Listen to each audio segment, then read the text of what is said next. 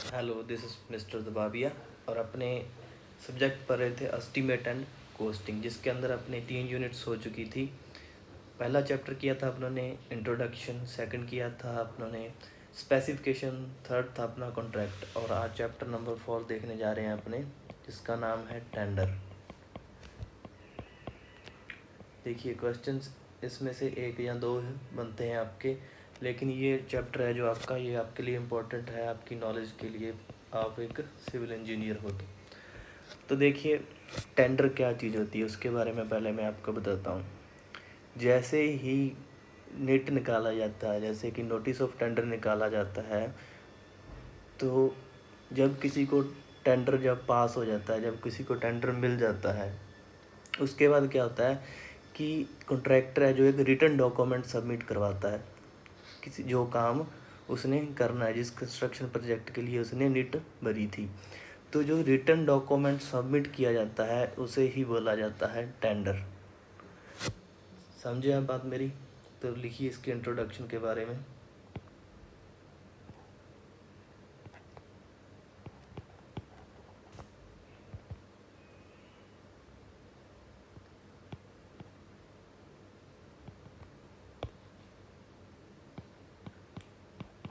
It is a written document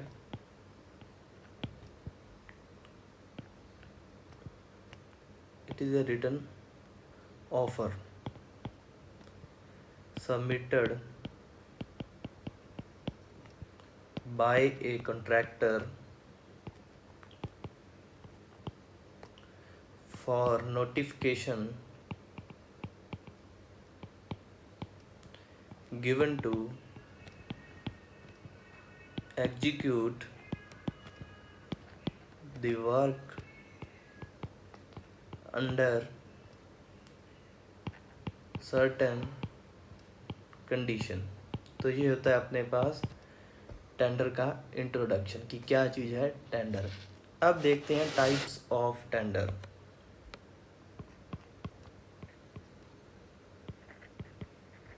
types of tender.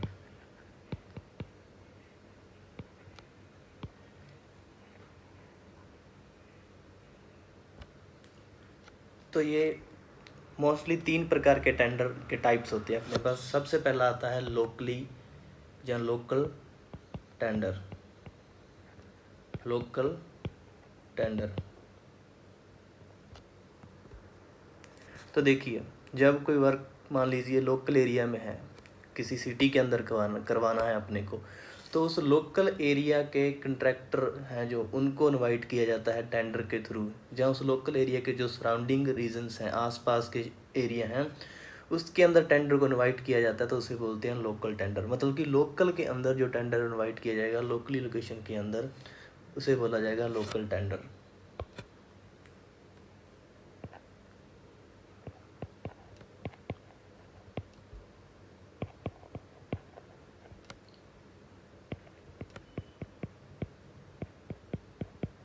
In this tender is invited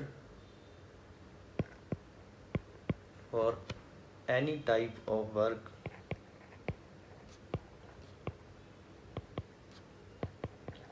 in local area, जहाँ उसका जो surrounding area है।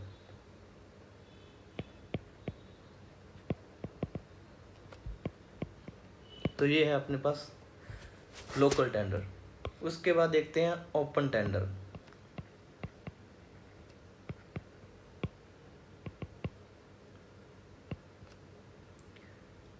Open tender के नाम से पता चलता है कि जो टेंडर ओपन हो सभी के लिए, कि कोई भी उस टेंडर को ले सकता है, कोई भी उस टेंडर को भर सकता है। और ये मोस्टली सूटेबल होता है पब्लिक वर्क्स के लिए। जो पब्लिक वर्क्स कंस्ट्रक्शन होते हैं उनके अंदर ज़्यादातर ओपन टेंडर ही होते हैं। ये सभी के लिए ओपन होता है, सभी इसको फिल कर सकते हैं, इसमें कोई दिक्कत नहीं होती।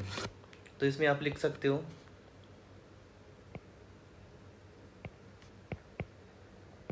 This tender is open for all. और ये सूटेबल किसके लिए है? It is suitable for public work. Next last type आता है अपने पास टेंडर का, वो है globally tender.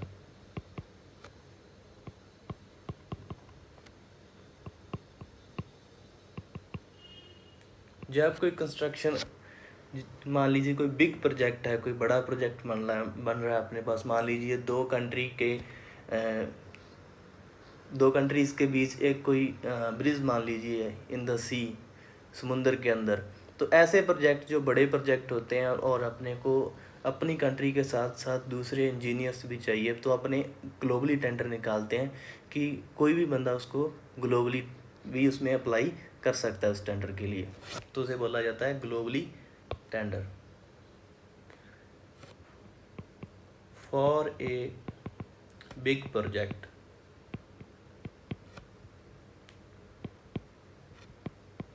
The specified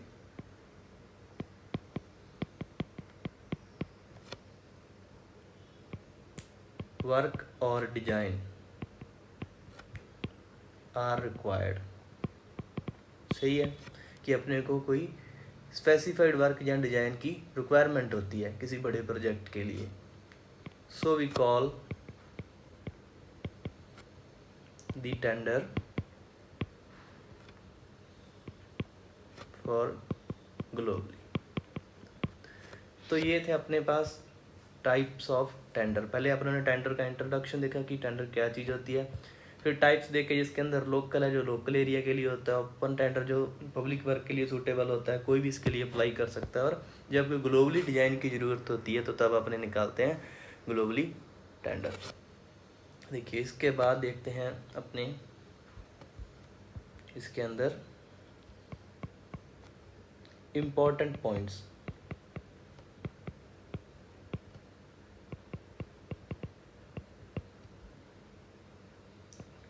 for tender, important point के अंदर ये होता है कि कुछ फीस जमा करवानी होती है टेंडर के लिए किसी कंट्रैक्टर को। मैंने पिछले चैप्टर में भी बात की थी कि एक सिक्योरिटी डिपॉजिट होता है अपना 10%। तो वही चीज़ कि इसके अंदर कितने कौन कौन से डिपॉजिट करवाने होते हैं। तो देखिए, एक तो कंट्रैक्टर को करवाना होता है एस्टीमेट मनी कॉस्ट, कि उसके लिए कि उस टेंडर के लिए जब उसको वो पास हो जाता है, जब उसने टेंडर फिल करना होता है तो उसके लिए 2% ऑफ प्रोजेक्ट कॉस्ट उसे सबमिट करवानी पड़ती है, जिसे बोलते हैं एस्टीमेटेड मनी कॉस्ट। और जब टेंडर उसको मिल जाता है किसी कॉन्ट्रैक्टर को, तो उसको सिक्योरिटी डिपॉजिट करवाना पड़ता है उस प्रोजेक्ट के लिए 10%। तो ध्यान रखिएगा, 2% पहले करवाना पड़ता है और सिक्योरिटी डिपॉजिट करवाना पड़ता है 10%। और इसके अंदर ही सब कुछ होता है कि टाइम ऑफ कंप्लीशन क्या होगा, और सबमिशन डेट और ओपनिंग डेट क्या होगी टेंडर की। तो कुछ इस तरीके के अपने पास इंपॉर्टेंट पॉइंट्स हैं जिनको अपने देखते हैं। सबसे पहला पॉइंट आता है कि name of work and location क्या है उसकी, जो अपना वर्क एग्जीक्यूट होना है। दूसरा, एस्टीमेटेड मनी कॉस्ट, जो कितनी होती है 2% ऑफ प्रोजेक्ट कॉस्ट। इसका और अगले वाले पॉइंट का ध्यान रखना है, ये पूछा जा सकता है आपसे एग्जाम के अंदर। तीसरा आता है अपने पास सिक्योरिटी डिपॉजिट, और ये होता है अपने पास 10%, जैसा कि अपनों ने पिछले लेक्चर में भी देखा था।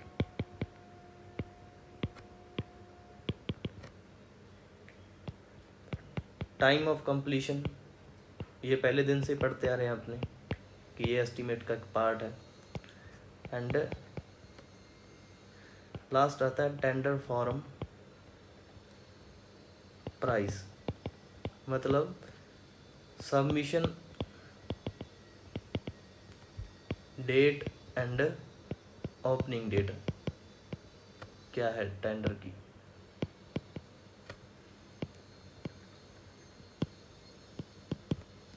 तो ये थे कुछ इंपॉर्टेंट पॉइंट्स। इसके अंदर ध्यान रखना, एस्टिमेटेड मनी कॉस्ट होती है 2% और सिक्योरिटी डिपॉजिट करवाया जाता है कॉन्ट्रैक्टर के द्वारा कि हाँ कि मैं इसके लिए सिक्योरिटी दे रहा हूँ, जो ऐसा आपने स्पेसिफिकेशन के अकॉर्डिंग मुझे बताया है मैं उस अकॉर्डिंग काम करूँगा। ये रहा मेरा 10% भाई जो सिक्योरिटी डिपॉजिट है, डोंट वरी, उसी के अकॉर्डिंग ही काम होगा। तो ये होता है अपने पास सिक्योरिटी डिपॉजिट। अब कुछ इंपॉर्टेंट पॉइंट्स जुड़े हुए हैं टेंडर के साथ, जिन्हें आप बोल सकते हैं इंपॉर्टेंट डेफिनेशंस, और यहाँ से ही क्वेश्चन बनेगा आपका।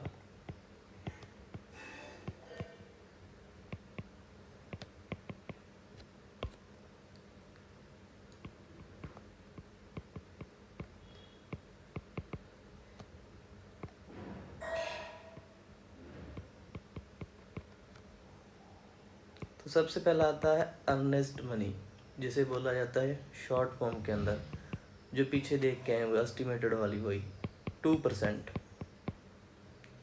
ये होती है आपके पास 2%। ये सबमिट करवानी पड़ती है कॉन्ट्रैक्टर को।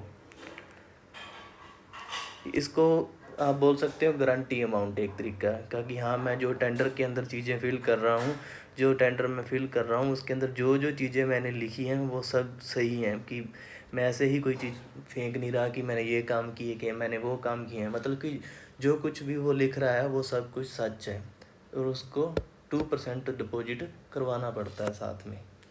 तो ये क्या है, it is a guarantee amount deposit by contractor। Second देखिए सिक्योरिटी डिपॉजिट। ये मैंने पहले भी बोला आपको कि यहाँ से क्वेश्चन बन सकता है आपका। ये होता है आपके पास 10% including of ED, earnest money के। पिछले लेक्चर में मैंने आपको बताया था कि अर्नेस्ट मनी 2% और सिक्योरिटी डिपॉजिट आपका 8% होता है, तो टोटल कितना हो जाता है ये 10%। लेकिन क्वेश्चन यही पूछता है कि सिक्योरिटी डिपॉजिट कितना होता है, तो आप बोलोगे 10%। तो देखिए सिक्योरिटी डिपॉजिट क्या होता है, पहले सुनिए इसके बारे में। टेंडर को एक्सेप्ट करने के बाद कॉन्ट्रैक्टर को, डिपार्टमेंट या ऑनर को एक अमाउंट सबमिट करवाना पड़ता है मनी का, वो होता है 10% ऑफ प्रोजेक्ट कॉस्ट। तो उसे बोला जाता है सिक्योरिटी डिपॉजिट। ये एक सिक्योरिटी पर्पज़ के अकॉर्डिंग होता है कि अगर काम जैसा स्पेसिफिकेशन के अकॉर्डिंग है, अगर नहीं हुआ तो वो ऑनर उसको 10% रिफंड नहीं करेगा। तो लिखिए, आफ्टर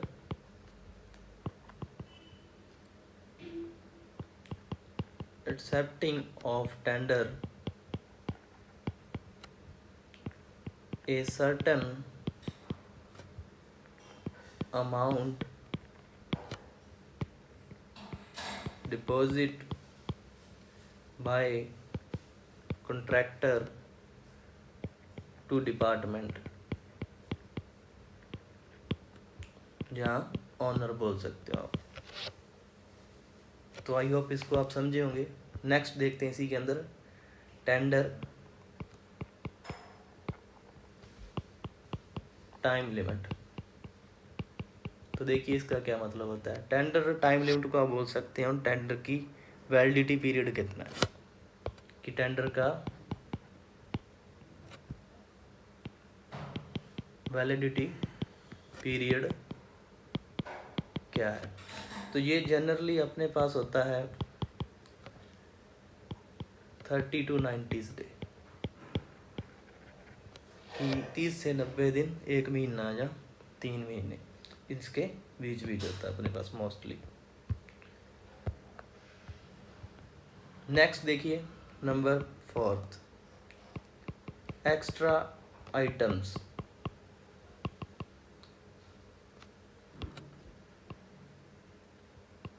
एक्स्ट्रा आइटम्स का मतलब कि जो चीज़ें टेंडर के अंदर स्पेसिफाई नहीं हैं कंट्रैक्टर को वो भी कैरिड आउट करनी पड़ेंगी कंप्लीशन ऑफ वर्क या कंप्लीशन ऑफ प्रोजेक्ट के लिए, तो उसे बोलते हैं एक्स्ट्रा आइटम्स। जैसे कि एक दिन अपन ने देखा था कि कोई ऑफिसर कोई प्रोजेक्ट को देखने आ जाता है, तो उसको उसके लिए चाय पानी का और वो सब प्रबंध करना पड़ता है ना, और कुछ चीज़ें हो जाती हैं, हैपन हो जाता है समथिंग इन एक्सीडेंट लाइक, तो कुछ ऐसी चीज़ें एक्स्ट्रा आइटम या कुछ उसको मशीनरी चाहिए किसी स्पेशल वर्क के लिए, तो जो स्पेसिफाई नहीं है टेंडर के अंदर, तो उन्हें रखा जाता है एक्स्ट्रा आइटम के अंदर, और वो कॉन्ट्रैक्टर को ही कैरिड आउट करनी पड़ती है कंप्लीशन ऑफ प्रोजेक्ट के लिए। Items which not specify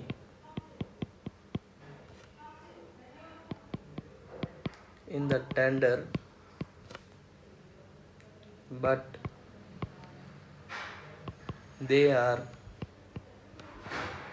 carried by contractor for completion of work। Next देखिए,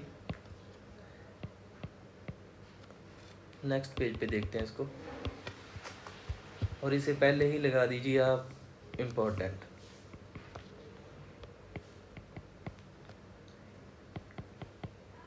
आर्बिट्रेशन, तो देखिए ये क्या चीज़ होती है। आर्बिट्रेशन का मतलब होता है कि मान लीजिए किसी कारण कॉन्ट्रैक्टर और डिपार्टमेंट या कॉन्ट्रैक्टर और ऑनर के अंदर तू मैं हो जाती है, उन दोनों का झगड़ा हो जाता है, कोई प्रॉब्लम हो जाती है उन दोनों के मन, तो उसको उसकी जो सेटलमेंट होती है, उसको सेटलमेंट मतलब उन दोनों को सेट करने समझाने का काम होता है, उस प्रोसेस को बोलते हैं आर्बिट्रेशन। और इसको करता है अपने, अगर पब्लिक डिपार्टमेंट में देखें तो सुप्रीडेंट इंजीनियर, समझे आप? तो मतलब कॉन्ट्रैक्टर और डिपार्टमेंट के अंदर सेटलमेंट के प्रोसेस को आर्बिट्रेशन कहा जाता है।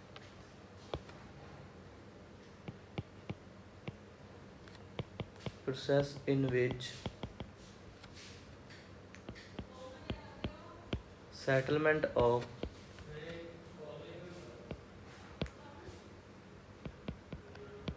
dispute between contractor and department, और इसी के अंदर ही टर्म है आर्बिट्रेटर, मतलब जो बंदा उनकी सुलह करवाएगा। Person who settle the dispute known as arbitrator, और ये मोस्टली अपने होता है सुप्रीडेंटिंग इंजीनियरिंग, SDO बोल सकते हो। और एक टर्म और है इसके अंदर, वो भी लिख लीजिए कि जो आर्बिट्रेशन का रिजल्ट आता है उसे बोला जाता है अवार्ड, कि ठीक है भाई अब सुलह होगी, अवार्ड जीत लिया एक तरीके से, तो उसे रिजल्ट को बोला जाता है award. The result of arbitration is known as award. तो देखिए आर्बिट्रेशन क्या है कि ऑनर और जो कॉन्ट्रैक्टर है उनके बीच डिस्प्यूट को सेटलमेंट करने का प्रोसेस। आर्बिट्रेटर जो बंदा उस प्रोसेस में सेटलमेंट करवाएगा, और अवार्ड रिजल्ट, किसका रिजल्ट? आर्बिट्रेशन का।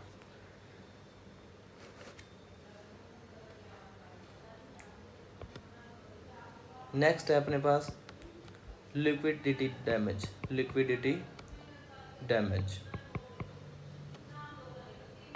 इनके नाम ही कुछ ऐसे हैं लेकिन कुछ है नहीं ज़्यादा, एक बार समझोगे तो क्लियर हो जाएगा आपका। लिक्विडिटी डैमेज का मतलब होता है कि कॉन्ट्रैक्टर को पे करनी पड़ती है मनी अगर किसी कारण जो काम है वो डिले हो जाता है, कि कॉन्ट्रैक्टर को एक करस्पॉन्डिंग अमाउंट पे करना पड़ता है अगर उसका वह काम किसी कारण डिले हो जाता है, और ये पहले ही टेंडर के अंदर पहले ही ये चीज़ें सब सबमिट हो जाती हैं। तो लिक्विडिटी डैमेज का मतलब होता है कि अगर वर्क डिले होता है और उसके लिए अगर कॉन्ट्रैक्टर पे करता है तो उसे बोला जाता है लिक्विडिटी डैमेज। तो लिखिए, amount of compensation paid by contractor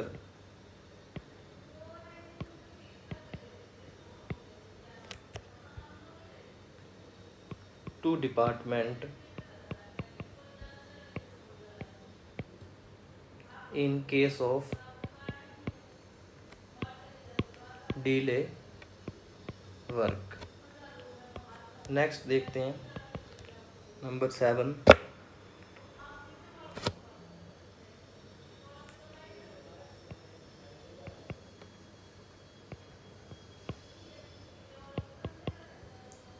कोरिंगडम।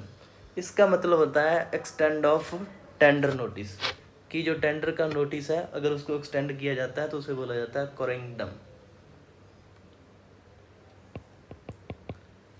Extended of tender notice.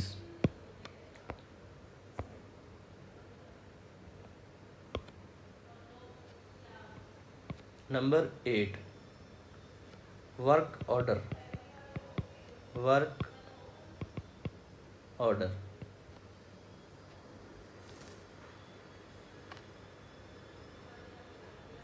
देखिए, तो वर्क ऑर्डर क्या होता है कि जब टेंडर को एक्सेप्ट कर लिया जाता है, किसके द्वारा, डिपार्टमेंट या ऑनर के द्वारा, तो कॉन्ट्रैक्टर को सिक्योरिटी अमाउंट है जो उसको डिपॉजिट करने के लिए जो टाइम दिया जाता है, जो समय दिया जाता है, टाइम लिमिट दी जाती है, उसे बोलते हैं work order.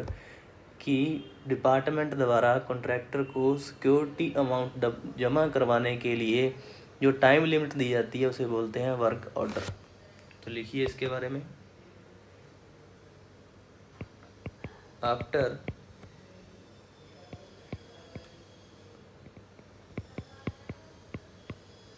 acceptance of tender,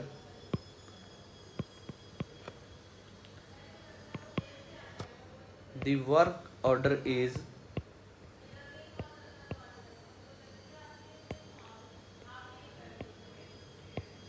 issued and time limit given to contractor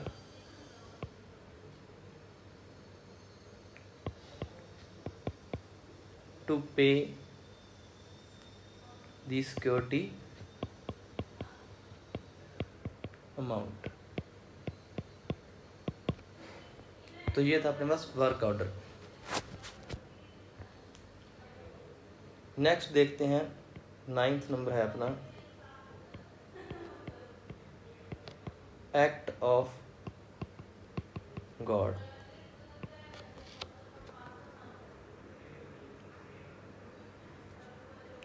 तो देखिए, जितना भी नेचुरल डिजास्टर होता है, जो भी नेचुरल्स इन कह दिए डिजास्टर होंगे, उनको सबको रखा जाता है एक्ट ऑफ गॉड के अकॉर्डिंग। मान लीजिए कोई भी, मान लीजिए आज कंस्ट्रक्शन प्रोजेक्ट के अंदर ब्रिक वॉल तैयार की गई थी, लेकिन विंड के कारण या रेनफॉल के कारण वो वॉल है जो आपकी फेल हो जाती है, वो गिर जाती है। तो ऐसी चीज़ें सब क्या आएंगी, एक्ट ऑफ गॉड के अंडर आएंगी। और इसके अंदर डिपार्टमेंट कोई भी मनी पे नहीं करता कॉन्ट्रैक्टर को, क्योंकि ये एक्ट ऑफ गॉड के अंडर आता है। कि इस चीज़ का भी ध्यान किसको रखना पड़ता है, कॉन्ट्रैक्टर को ही रखना पड़ता है। तो लिखिए इसके बारे में, all the natural disaster are come under the act of God. In such case, department not pay any dismantle.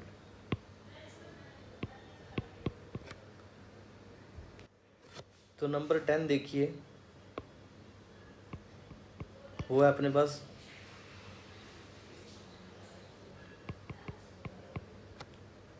Mobilisation advance.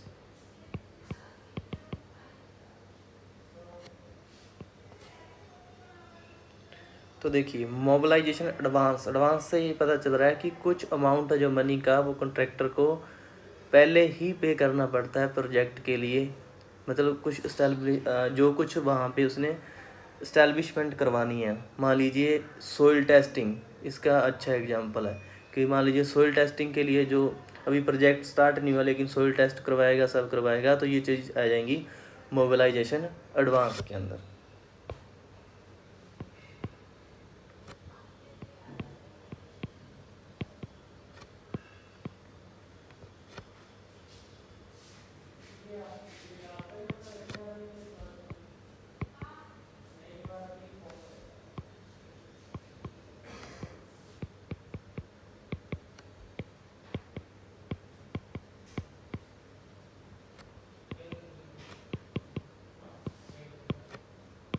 Some amount of money to contractor for list establishment of project. और इसके अंदर आप example लिख सकते हो जिससे आपको ध्यान रहे। Soil testing etcetera. Soil testing देखेंगे सोयल के अंदर, जब सोयल पढ़ेंगे अपने पूरी डिटेल के अंदर। Number 11 retention money.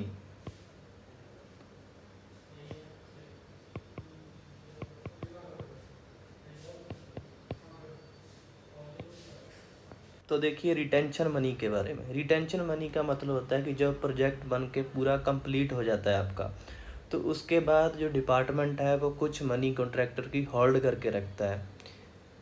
इसलिए रखता है कि वो चेक कर पाए कि जो उसके जो स्पेसिफिकेशंस रखी गई थी उसके अकॉर्डिंग वर्क हुआ है या नहीं। उस चीज़ को चेक करने के लिए जो मनी को होल्ड किया जाता है उसे बोलते हैं retention money.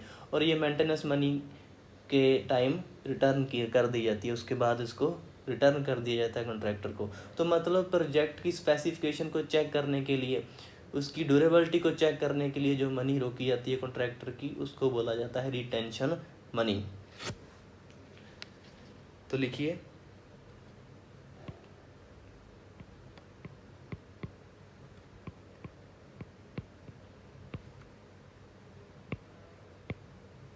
Some amount of money held by department for ensure that contractor perform all work as per specifications and which return to contractor after maintenance money. तो ये था आपके पास retention money.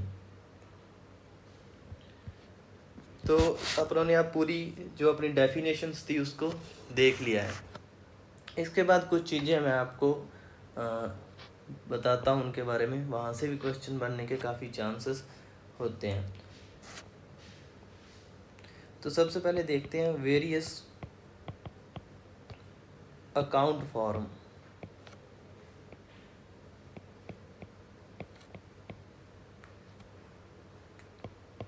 To be used.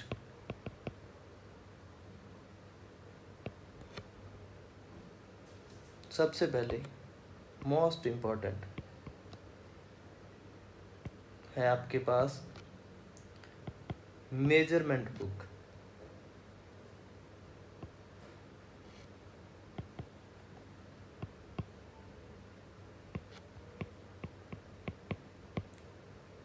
और इसके लिए जो form use किया जाता है वो होता है आपका 29 नंबर फार्म। तो मेजरमेंट बुक के लिए फार्म नंबर यूज़ किया जाता है 29। नॉमिनल मास्टर रोल, इन सब के बारे में अपने पहले देख लिया है। अब देख रहे हैं इनके फॉर्म नंबर। तो इसके लिए यूज़ किया जाता है 21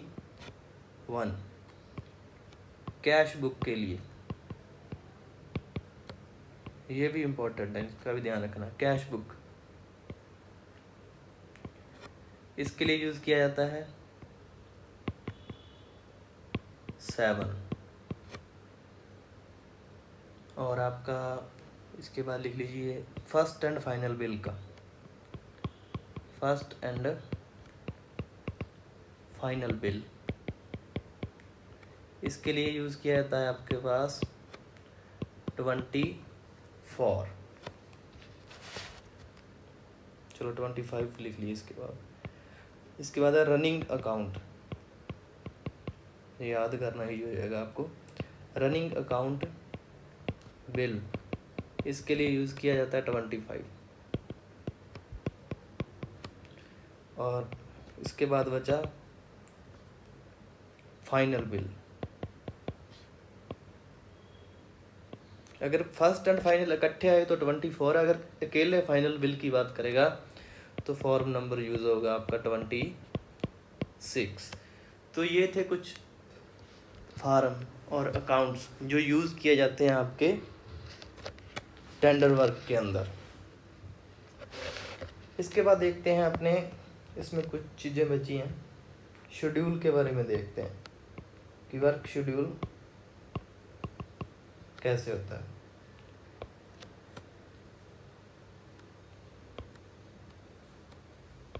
तो शेड्यूल ए की बात करूं अगर मैं आपसे, तो इसके अंदर होती है लिस्ट ऑफ मटेरियल। शेड्यूल ए के अंदर होगी आपके पास लिस्ट ऑफ मटेरियल, और बी के अंदर होगी आपके पास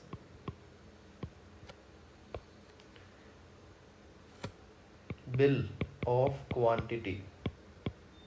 जो भी क्वांटिटी यूज हुई है उनके बिल्स होंगे शेड्यूल बी के अंदर। और सी के अंदर होगा आपके पास जो स्पेसिफिकेशन और ड्राइंग होगी, जितनी भी आपके पास स्पेसिफिकेशन एंड ड्राइंग होगी वो सब किसके अंदर आएगी, इसके अंदर आपके पास शेड्यूल सी के अंदर। इसके अंदर होता है आपके पास आइटम वाइज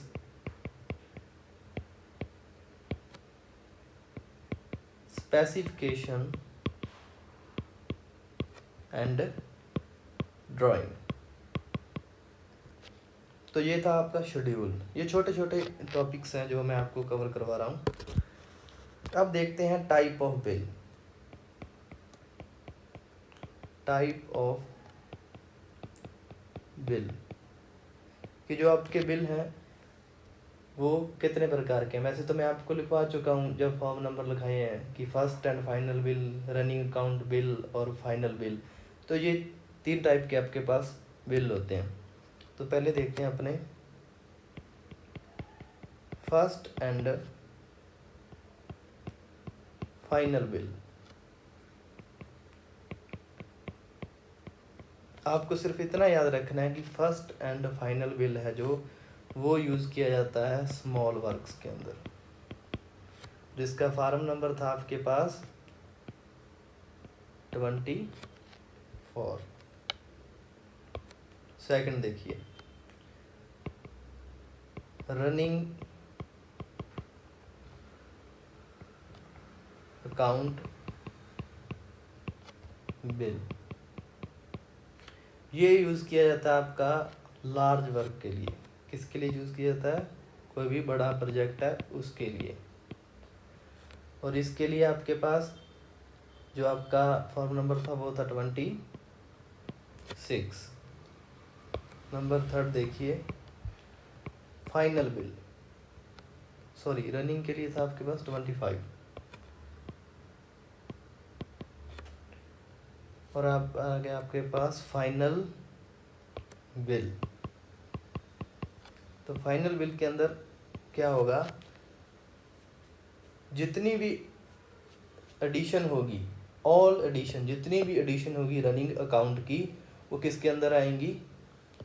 फाइनल बिल के अंदर। जो लार्ज वर्क है उसके अंदर जितना भी एडिशन हुआ है, जो कुछ हुआ है, उसका जो फाइनल होगा बिल, जो उसका फाइनल टोटल आएगा, वो किसके अंदर आएगा?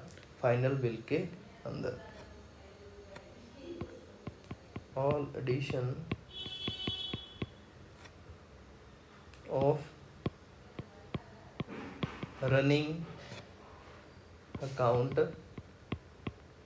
बिल, और इसके अंदर आपका फॉर्म नंबर यूज होता है 26। तो ये थे कुछ टाइप ऑफ बिल। अब देखते हैं, कई बार क्या होता है कि रिजेक्ट हो जाता है अपना टेंडर। तो देखते हैं कि रिजेक्शन के कारण क्या है। Rejection of particular tender. तो आपके अकॉर्डिंग आप सोचिए कि क्या क्या हो सकता है।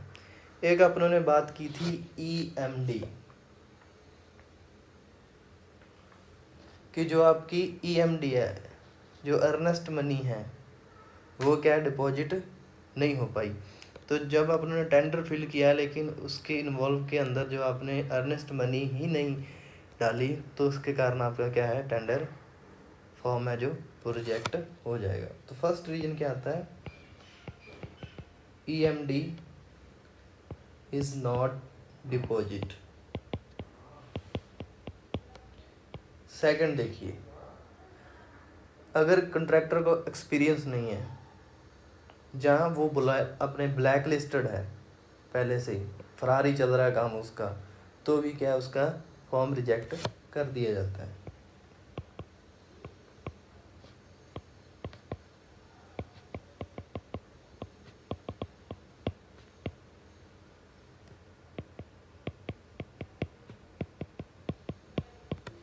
थर्ड रीजन देखिए इसके अंदर, तीसरा कि टेंडर जो है साइन नहीं किया जाता, किसके द्वारा? कॉन्ट्रैक्टर के द्वारा, तो भी रिजेक्ट कर दिया जाएगा।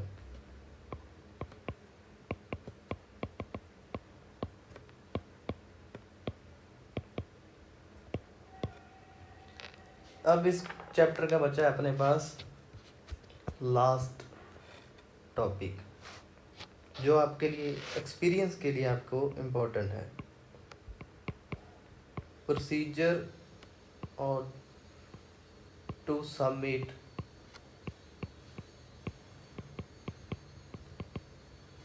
दी टेंडर।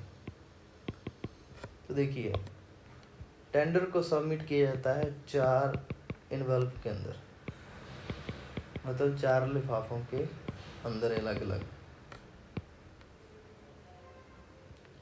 जिसके अंदर आपके पास फर्स्ट आता है, जिस थैली के अंदर, जिस लिफाफे के अंदर आप क्या करोगे, आपकी ED अर्नेस्ट डिपॉजिट करोगे। सेकंड के अंदर आप करोगे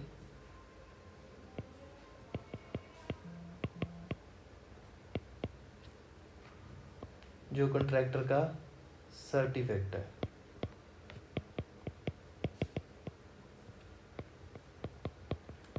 उसका सर्टिफिकेट। एंड नंबर 3 आप करोगे टेंडर फॉर्म, और इन तीनों को एक लिफाफे के अंदर फोर्थ में डालोगे।